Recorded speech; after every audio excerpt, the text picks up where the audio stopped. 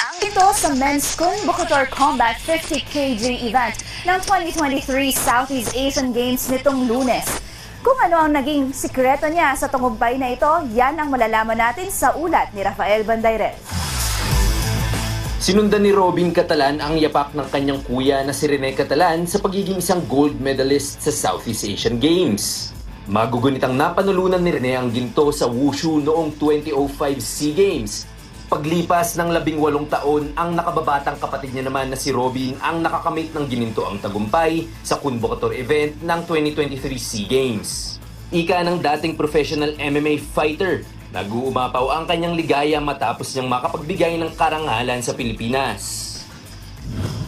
Proud ako na makakarangalan ko na makapagbigay ng gintong medalya sa Pilipinas. Sobrang saya ko dahil na-represent ko ulit yung Pilipinas sa sports na Kun Bukator saka sa Sambo Pilipinas. Yun, sobrang saya ko po ngayon. Napansin din umano ni Catalan na hindi patas ang officiating sa ilang mga events sa SEA Games, kabilang na ang Kun Bukator. Kaya naman aniya, minabuti niyang dominahin ng gold medal bout kontra kay Ade Permana ng Indonesia. Nang sa gayon, ay walang duda na siya ang karapat-dapat magawaran ng ginto.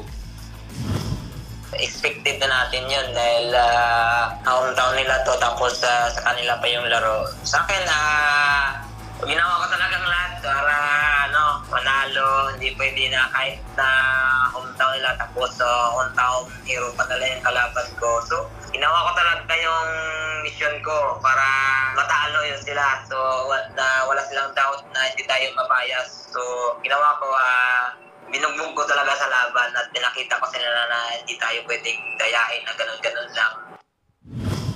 Sa kabuuan, matagumpay ang kampanya ng Philippine Kun Bukator team sa Cambodia SEA Games. Humakot ang koponan ng 2 ginto, 6 na pilak at 8 tanso. Rafael Bandayrel, PTV Sport.